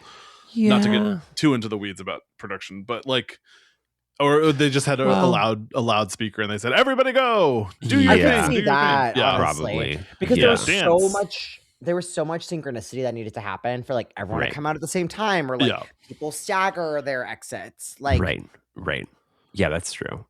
And I mean, some of the characters are just kind of like doing the same thing. Like Dancing Girl is like just doing the same thing. So I guess you really didn't need to have her. Sometimes she's socializing. That's true. She has that pre-orgy. This is a crazy thing. I just realized you can kind of apply ABBA songs to all the characters in the movie. She's a dancing queen. She's dancing queen. The couple out there is like Mamma Mia because they have a dog and their parents. Okay. Oh my God, Jeff is "Lay All Your Love on Me." Who's Mrs. Lonely Hearts? What's Fernando, the saddest ABBA song. Oh my God, I'm trying to think. Chiquitita, tell me what's wrong. That is a different ABBA song, but she is a Fernando son, a Chiquitita moon. That's so funny. Who was Thorwald then? Who would, or not Thorwald? It was Thorwald. What's the song? Yeah, that's a good one. Yeah. We do meet Thorwald, who is a this movie's words, not mine, because I'm not a misogynist, henpecked man, whose wife is a chronically ill woman who is always yapping. And he does not like the situation. Yikes. And so the action of the movie starts when she disappears. Right. He hears a little fight. She disappears. He watches overnight as Thorwald goes in and out and in and out and in and out. And he becomes convinced that Mrs. Thorwald is no longer. Wait, can I ask a random question? Is Jeff's apartment a studio? Yes, it appears to be. Okay. I can't speak definitively on its studio-ness, but it does seem like he's sleeping in the living room. Okay. But maybe that's just because he's too busy watching. Too busy watching. Could be another bedroom. There could be another bed. Also, like his leg is broken and he doesn't want to move a lot. So yeah. Well, and the nurse keeps being like, it would be a lot better for your healing if you were to sleep in your bed and not in the chair. Yeah. I love her. Wait. I love her, but she actually, it's such a good point. Like, he is in the chair for the entirety of the movie. Yes. That could not be comfortable or good for your ass. No. Also, Stella rubbing lotion all over him. What was that about? She's a full. She's giving massages. What's going on there? I like in the 50s. It was like she's the nurse that insurance provides, and she comes to his house every day, and she seems to be preparing him food and massaging him. It's a real full service business. Back in the good old days. I'm like, damn. Yeah. They're on that insurance. Yes, seriously. Our country really said healthcare? Maybe not. Also, what insurance is he on? He's a photographer. Yeah, freelance. He's on what's the equivalent of what's New York's Cal? He's on Medi-Cal. Yeah. What's New York's covered California? Probably. Covered New York? Probably. He's uncovered New York. Covered New York. Yeah, so we just can, I don't know. I'm trying to think where we are from where we go from here. It's wherever we want to be. It's true. What does someone have? What's an interesting thing you have to say about this movie? I'm Go ahead. Here's the talking stick, baby. yeah. Here's the mini mic. Just once again, I want to talk about Lisa's looks. Oh. She is. Can we clarify what she does? She's a socialite. She's an heiress, and she's like a magazine editor of some kind. Yes. Yeah. It is crazy that socialite was a job. Yeah. 100%. Do you know what I mean? 100%. Well, if you watch the Golden Age, Jesus Christ, the Gilded if you've Age? seen the Gilded Age, excuse me, that's like all they do. Granted, they're very rich, but like being a socialite, especially in New York, is like a thing. It's a lot of work. It's a lot of work. You have to make yourself look good, make other people look good. Yeah. So it seems like in this movie, she's from an upper station, so it's not just that she's a magazine editor but like I think she comes from wealth, and that's sort of the disparity between her and Jeffries, and a lot of the conversations in this movie feels so real, even though he's so obnoxious. Also, but it is he doesn't want to be with her, right? I get the impression he's like, he doesn't want to be with her. That's how I always read it, which is like he thinks he's not good enough for her. Yeah. Oh, yeah, I guess that's true. He's like, I don't know. You know. I don't know. He's gay. Can we just say that? He's just gay. Yeah. Is he gay? No. What's his name? Patrick Stewart? Jimmy Stewart. Sure. Jimmy Stewart. Hey, Jimmy Stewart. This isn't Rope. He's not gay. Rope, he's gay. Is he gay in Rope? It's implied because everyone's gay in Rope. Yeah. Rope is good. Rope is very good, actually. Rope is good. That might be my favorite Hitchcock movie. I like Strangers on a Train a lot. Yeah. I like also, the there's a lot of gay reading. They were just playing it at the Vista, but I heard the print was bad. Really? Yeah. They're playing it, down the street at the Vista, Tarantino's theater. Really? Yeah. Wait, Okay, did you really hear that, Stuart? What? Did you hear that? Yeah, my friend saw it, and I guess it happens with a lot of older prints because the audio track is on the outside of the film, and so if it warps at all, I guess the soundtrack isn't connected. Up. All the time. That sucks. I saw that they were doing Nightmare on Elm Street on, was it 30 millimeter or something? Yeah, 35. A couple weeks, yeah. Yeah. They're doing The Wicker Man tonight at midnight, the Nicolas Cage rendition. Oh, not the Nicolas Cage one. Catch me there. Not the bees. The bees. I actually think that would be a very fun movie to see in theaters at midnight. I think people would be rowdy as fuck. I'm actually, maybe I'll go to that. You should. Thank you. Although, reminder, not to date this, you do lose an hour tomorrow. Oh, that's because it's fucking daylight savings. true. Fuck. Fuck. Do you want to say it one more time? I wanted to follow Edson's lead. Fuck. That was good. Oh, I didn't see that Edson said it the first time, and I thought you were just saying fuck multiple times. No, I was the bad girl. Love it. Bad Girls Club. Speaking of bad girls, Stella is anything but. No, she's a good girl. She's a good girl. She's a good girl. What's your favorite outfit of hers in this movie? Stella or Lisa? I'm sorry, Lisa. Sorry. Stella's just dressed like a nurse the whole time. They're both good girls. Stella and Lisa are both good girls. Stella's like, she's like, get married and have a kid and I love Lisa's lingerie, that like the night dress she wears. Yeah, the silk stuff. Yeah. I like there's like this like black and white outfit, and she's like slipping on the gloves, but like that scarf, which is like not a scarf, like that chiffon moment. Do you know what I'm talking about? Yeah. When she's like, she's like, maybe you'll never see me again. Yeah. Perhaps you'll never see me ever again. Maybe tomorrow night. Yeah. Like, I love that incredible impression. I also do love the like showing up well dressed with an actual full waiter from a restaurant bringing takeout, and then trying to play hard to get. Wild. To be like, she does all of this, and she's like, you may never see me again. I don't know. Yeah. I'm busy. Like, Yeah. you'll see. And I'm like, no, you are not hard. Both of you guys are obsessed with each other. Yeah. And She you're also both says- sort of trying to play into it.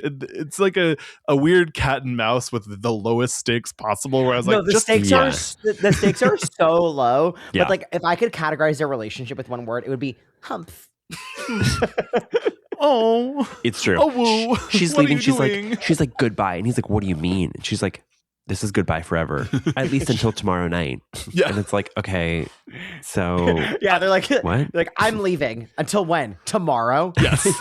I do Okay, love sleep well. that she's sort of clocking out, and then she sees across the way something, and then she's like, tell me everything from the beginning.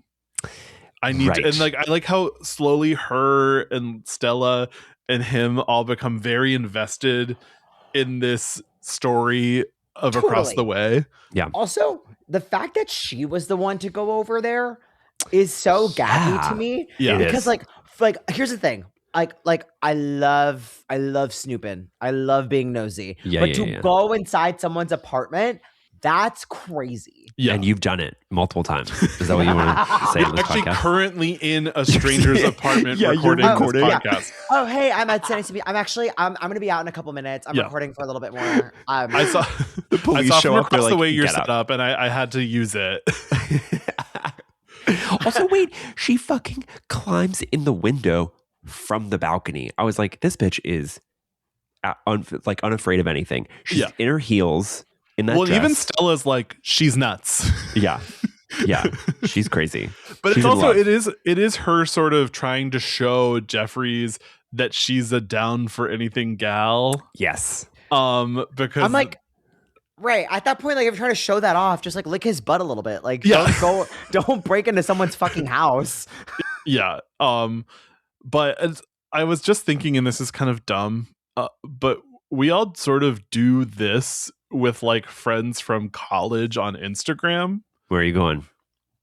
Where are you going Where with like this? me and my friends discuss people we have no business being in their life because we still follow them on Instagram from college. Okay. And it will be like an acquaintance from college where I'm like, did you see he dumped his girlfriend? Yeah. And it's like someone I haven't talked to in 15 years. And it's actually really weird that I have an opinion about them, but I have an opinion and I will talk about it. Yeah, I think people just love drama, you know? And I think Me especially. Yeah. Yeah. And like I think like on that note, something that I realize like is so gay guy city is the fact that like we'll meet someone one time and then either get added to their close friends within 30 minutes of meeting them, or like we will follow them for the rest of time. Like there are people on my Instagram who I've followed because I met them like at a bar when I was like 21 years old. Wild. So my favorite thing is when you follow a gay guy on Instagram and they add you to your close friends, but within the time after you followed them, they have added a new close friend story. So Yes. feels, and I want to just be like, just send me a nude. Right. Like you don't have to go through the song and dance of adding me to your close friends, posting a picture that is clearly not today, performing, to your close friends to see if I like it, to then start just send me your dick. Like just I don't need to watch your close friend stories for the rest of my life. Yeah.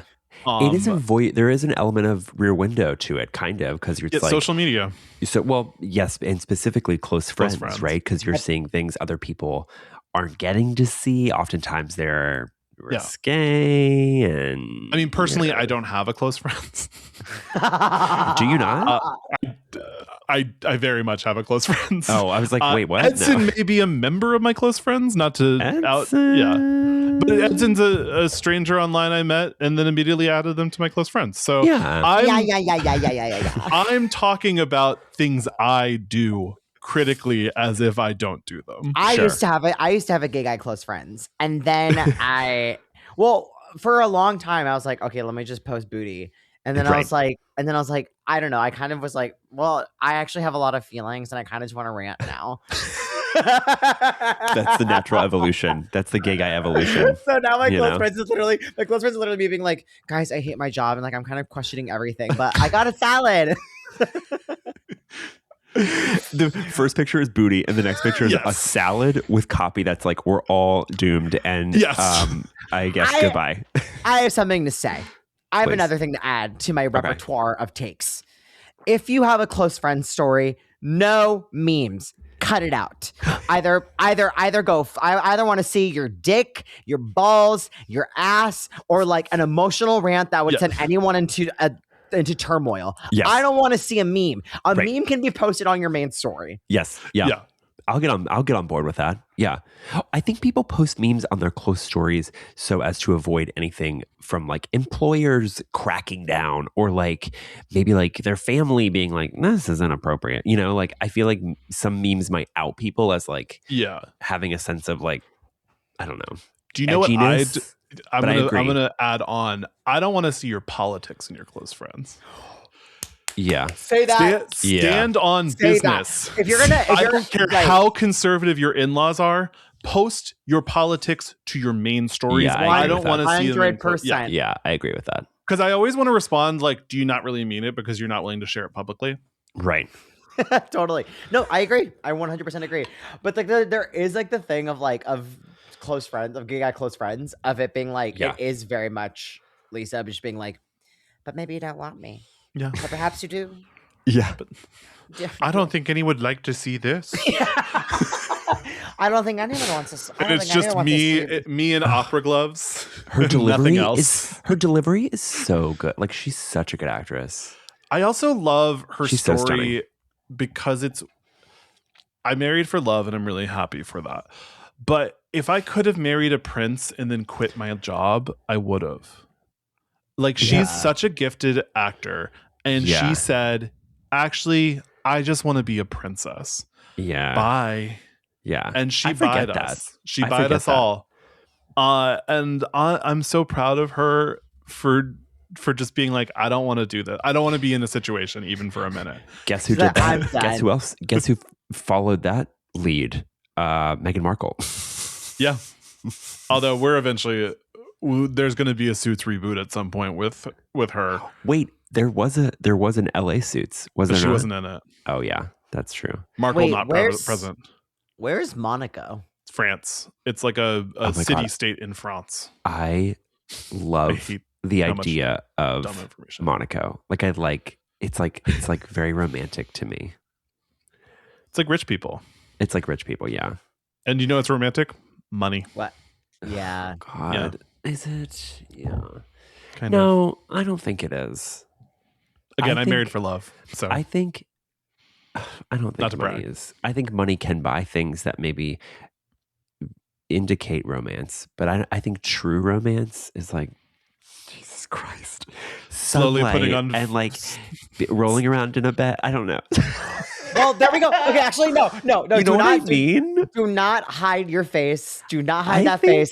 Like stand on those 2 feet and say that love is sunlight. Because if there's any character in this movie that actually like embodies that, it's the couple that sleeps on the mattress on the fire escape. Yes. I think it's like rolling around in bed. I think it's like a foot massage. You know what? The rest of this should just be on Close Friends. So wait. Oh my God! Another hot take. I have another hot take. I'm wiping my nose. I don't like feet. Oh, I don't like feet. I don't get it, and I'm not gonna yuck anyone's yum, but I just can't do it. And if a guy on like Grindr or anything, like, do you know this? Okay, I'm sorry. I'm just gonna. I have to show. Okay, please. Do you know when guys do this, like, and they post this type of photo on their Grindr or their Sniffies or whatever, and it's like this. Hold on. Get it out. Get him. When they go like that. Oh yeah. Fuck that shit. Really? Oh, I'm into it. No. See, no. I don't. Oh, I'm not personally into feet, but as a person who is very publicly 6'4", a lot of people are into my feet. Interesting. Okay. I don't want. Okay, Jesse, it's my lived experience. Don't this is what I live. Do you know how often on Gay Horror Club Instagram that I post feet right before I post trying to get people to buy my hats? Smart. Because I know you're smart. Pictures of my feet do really well. Smart. And you do it casually. No. I'm watching Leprechaun 3. A little sliver of foot. Yeah. And then the next page is, I still have hats for sale, gayhorrorclub.com. Totally two unrelated thoughts. I'm not playing you all. You're a smart I'm marketer. gonna have to cut this because it's actually exposing my business secrets. Yeah, you probably I should have actually. bunions. Oh, On both feet. Yeah, both of you went, no. Pobrecito. No, I have bunions on both my feet, and I don't think that my feet are that attractive. Maybe it's just like I'm projecting, but like, I don't know. Some people are. I think into for bunions. our Patreon subscribers, if you did want to show feet, that might get people to How onto did our we get Patreon. here? Oh, we were talking about romance. I love using your feet for our Patreon. I will happily be monetized. I don't think I'm like a foot person, but I mean, this conversation would imply different, but like, I think my lips are so dry. Sorry. You were just like talking like feet. I don't like feet, but whenever I see them, I get really hard. No, I don't like feet, but I'm always on celebrityfeet.com. And I'm favorited, whatever. No, I don't know. I think a massage is like really romantic. I think candles are romantic. What am I fucking talking about? I don't know. Whatever. Can we just get back to Rear Window before I like out myself as like pathetic? Yeah, we actually we have to finish this episode in a little bit because I do have my emergency dentist appointment in a little bit. And I had a filling fallout last night, Edson. Full disclosure. Romantic. Romantic. I was eating tiny gummy frogs. When I texted Jesse that I had a filling fallout, he was like sucking dick, and I was like, God, I wish I was eating tiny frogs. Yeah. Wait a minute. Keep going. Sorry, keep going. Wait a minute. What were you gonna... This is really gross. You guys know the show My Strange Addiction on TLC. I saw there was a woman who is addicted to eating her fingernails, so much so that she has like a box that she keeps like clipped fingernails in. Leftovers? And she one of the ways she eats them is she has gummies, and she will put like multiple fingernails in the gummy and like pop it in her mouth. I'm actually never going to wait a minute when you say wait a minute again. I have decided that is the worst thing I've ever heard in my entire life. You just said, I was just thinking about gummies, and that's what I thought. But also, when she cuts her nails and puts them aside, that's meal prepping. I'm not going to let my disgust for the concept you brought up get in the way of that joke. Okay. So Jeffrey's lease at Stella involved Lieutenant Doyle, who's Jeffrey's friend, who's also a cop. Yes. And he's like, you guys are crazy. You guys are crazy. You know what? Nobody murders their wife. It's never happened before. Right. I don't know why you'd say that. And so they're sort of going through. They become convinced that because her, Mrs. Thorwald's purse is still there with all of her rings, that she has to be dead.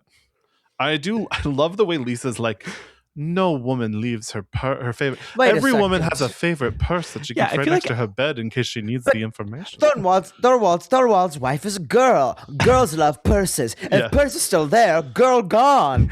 Girl dead. The A to B to C actually isn't that solid. I don't really understand. It is such a joke. It's like wait a second. Wait, the food was not eaten. The fridge is open and it's cold. That must mean his wife's dead. It is like the three dumbest detectives on the planet accidentally do solve a murder. That's how much these people love drama. Is they want there to be a murder. They're so toxic. Sorry, keep going.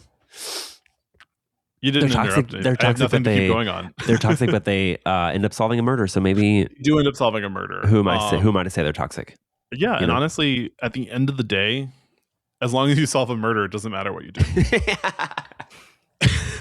If I've learned one thing from unauthorized true crime podcasts, is that getting involved in other people's business can never hurt you.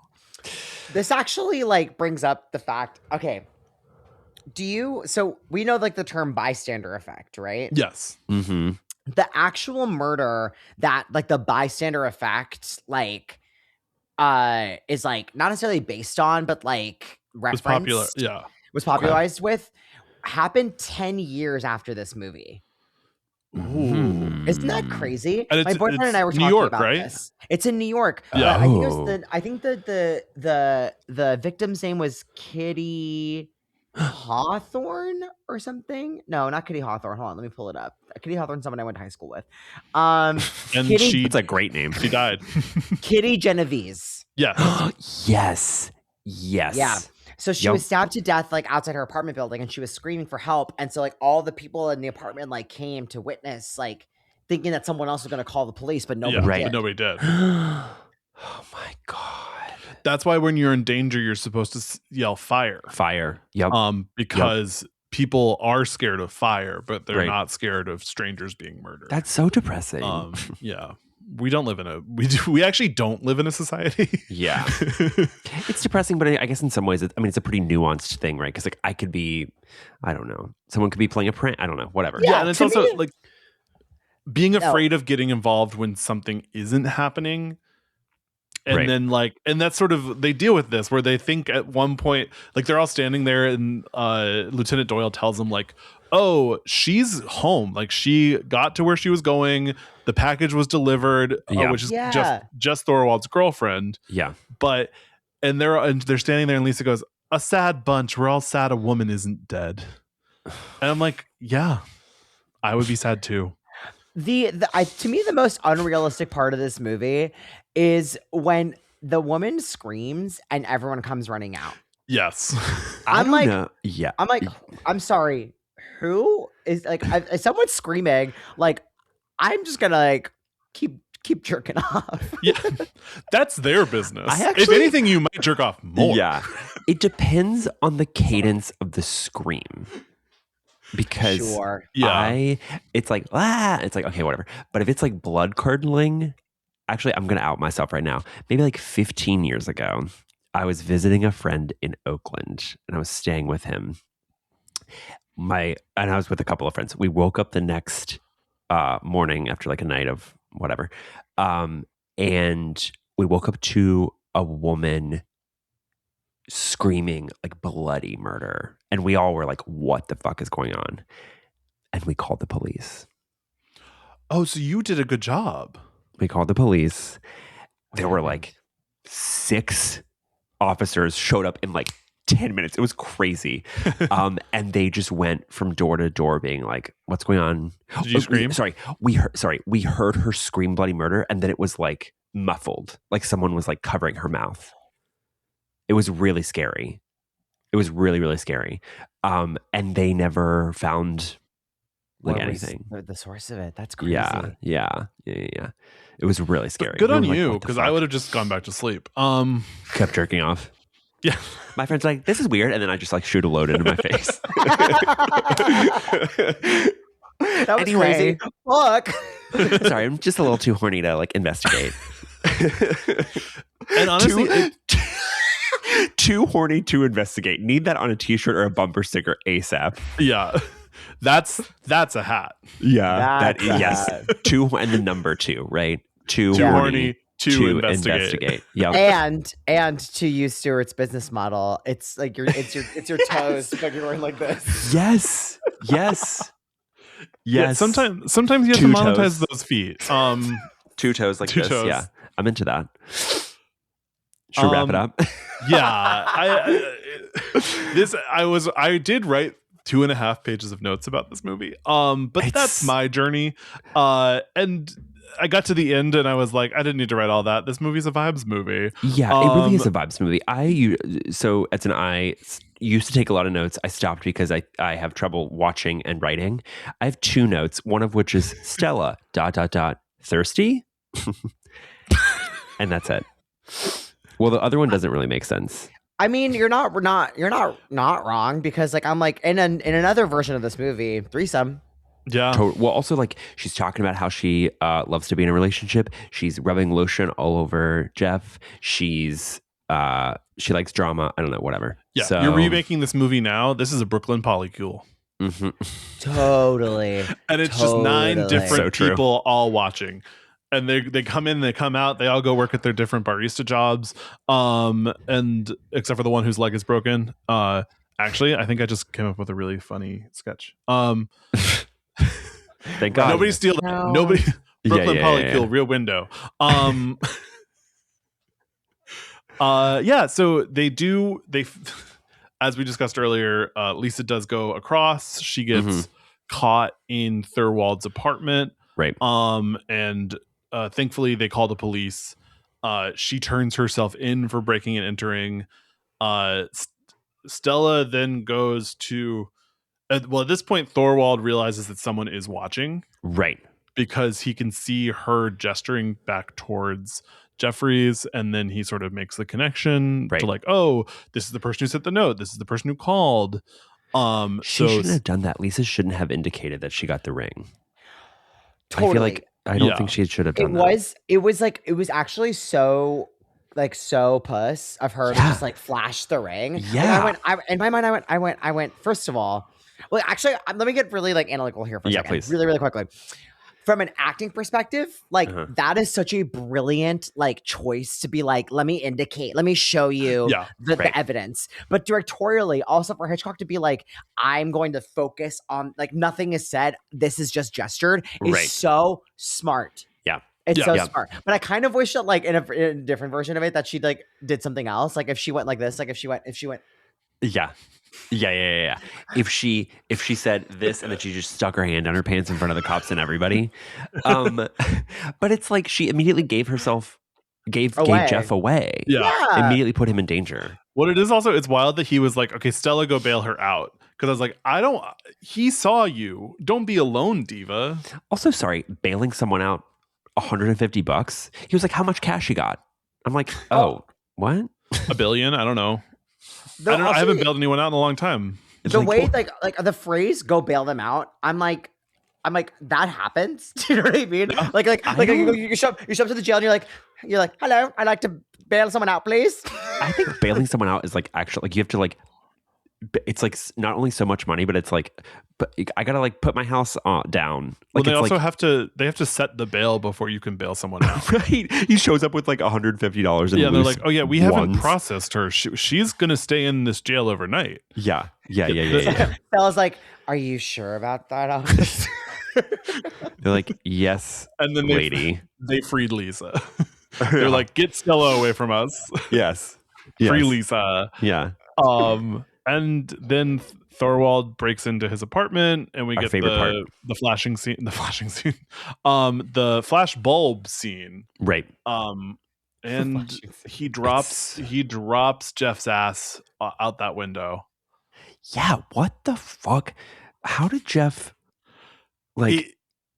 the blocking of that scene is so weird. It is weird. It happens really very weird. quickly. Because it's very quickly. I like in movies where you know that they're trying to reverse engineer something that's not really possible. Right. Which is they're trying to get him hanging on from the side of the thing, but with his legs cast the way it is and how the window is set up. And they're just sort of like, well, just make it happen. Just like it doesn't need to look like it's happening correctly. Right. Just when you get there, it's going to feel right, and nobody's going to know. 3 gay guys aren't going to be sitting on a podcast in 2025, 2026, breaking down how it's so weird how Jeff gets into the window hanging off. Yeah. Do you know how like the sound I would use to like describe that scene? I would describe it as whoa. Yeah. That's biblically accurate. Yes, that is, and it actually, I think that is the sound he makes as he falls. I think so too. Also, did you guys notice at this point in the movie, they Hitchcock increase the speed of like everyone, of all the people running to their windows? I thought that I was going crazy, but 2 times the speed. Yeah, they overclocked all that footage. Yeah, and it does, and then they slow down him falling. And it is such a like I wonder if that was planned or if they were like, okay, there's 3 minutes of people running to their windows, we have to speed this up. Right. Yeah, I mean, I was into it. Also a perfect movie, 10 out of 10. No notes. Right. There would be no reason to talk an hour and 42 minutes about this perfect movie. Correct. That's but here we are. Jeff falls, survives, and breaks both of his legs this time. Objectively, this is a very funny thing. Yes. Like one of the last shots of the movie is him, both legs broken, propped up. Also, like 2 like equally sized casts. Yeah. It's also, like, where's the dick going? my point exactly. Also, like, is he still? Can you fuck? Can you fuck if you have like a double leg cast? Like Listen, realistically, I think it's a lot of her on top. She's a determined individual. Yeah. They're gonna make it happen. She's a determined bottom. They're gonna make it happen. I do and it is. I do think the message to young women of this movie is a little troubling, which is if your boyfriend won't commit after he breaks one leg, try both. Try dropping him out a window. Yeah, and then maybe this movie is actually Misery. Honestly, kind of, but with a happy ending. Ladies, if your man is not delivering, go solve a murder. And by the way, make sure he falls out the window. Break both legs. Ladies, leave your man at home and then drop him out a window. Ooh, that was kind of good. Wow. That was Beyonce and was Pink Panther 2's Beyonce in the room? Guys, I'm tying it back to Pink Panther 2. Yeah, we got to check on it tonight. All roads lead back to Pink Panther 2. Pink Panther 2 mentioned. What an incredible reference. Anyway, Edson. so Thorwald is apprehended, right? Yeah. And I think we landed on that. do we? Yeah, Lisa doesn't. We don't really know if she's moved in. Let's say she's moved in. She's definitely got a drawer. She's definitely got a drawer. Yeah. Which usually means you're living together. You're living together. Usually means you're fucking. You're fecking. Well, they're definitely fucking. Yeah. I think the only thing that's truly true in this movie is that they are fucking. It's true. Totally. Let me ask you as we're wrapping up. Do you guys have a favorite Rear Window inspired movie? Or I guess a favorite movie like Disturbia, Body Double. Oh, I love Body Double. Good question. Watcher. Woman in the Window. The Simpsons episode is always my go-to Rear Window reference because it's. I love The Simpsons. Sure. Yeah. I'm gonna say Disturbia. I really like Disturbia. You do love Disturbia. I think it's like really fun. Yeah. If only Shia LaBeouf hadn't said what he said about our community. I know. God. I'm gonna say that one film with Cade Maddox and it was a porn star joke. I'm sorry. No, it's fine. I was like, that name sounds familiar. What episode of 30 Rock was he in? I don't have a good answer. The Simpsons episode is a really good answer. Yeah. Yeah. I don't know. I think there are also like movies that might not be fully Rear Window-esque, but have moments. It's such a trope now, honestly, of being like peaky vibes. Totally. Yeah. I'm thinking of The Killer, David Fincher's The Killer that came out on Netflix a few years ago, where the opening of the movie, he's like watching someone from across the way, waiting for a moment to open where he can shoot them in the head. There is a full remake of this starring Christopher Reeves post his accident. And I think Daryl Hannah is the Really? Yeah. That's right. That's Love right. Story, the Kennedys, Daryl Hannah. Yikes. Wow. Thanks so much for joining us, Edson. This has been incredible. Stop. Let everyone know where they can find you. Okay, so like you can find me on Instagram and TikTok at Edson Mountain Egg Roll. So like mountain, like a big hill, egg roll, like the delicious food at Panda Express. It's a great handle. I am gonna say I've never actually clocked in on your Instagram handle. A lot of people are like, what the fuck? Like, why is it that? And I'm like, well, if you say my last name like a little bit slowly, like you'll understand. Yeah. Also, like, why not that? You know, egg rolls are great. And like, good for you for... I thought you were just a fan of egg rolls. Yeah. I've actually said this before, and I'll say this really quickly. The moment that any ounce of like fame, notoriety, like enters my life, like from anything, I want to partner with Panda Express. Oh my God. I love Panda Express so much. Fuck. It is my favorite place in the world. It's perfect. There's no skips. I love that restaurant. And Panda Express, if you are listening to this episode and Edson coming off the heat of this episode coming out, please partner with them. Like Rear Window, sponsored by Panda Express. Oh, incredible. And where can they find you on Sniffies, Edson? Normally 600 to 700 feet away. Yeah. That's your copy. sweet spot. Okay, copy that. 25 Thank you. feet too close. 700 feet. Just like Jimmy Stewart in this movie, 600 feet away. Jimmy Totally. Stewart. This movie would be so different if Sniffies was around. Oh my God. Sniffies is Rear Window coated. Or like fucking somewhat. Sniffies is Rear Window. Coated. Sniffies is Rear Window. Right? Bye. Bye. Bye.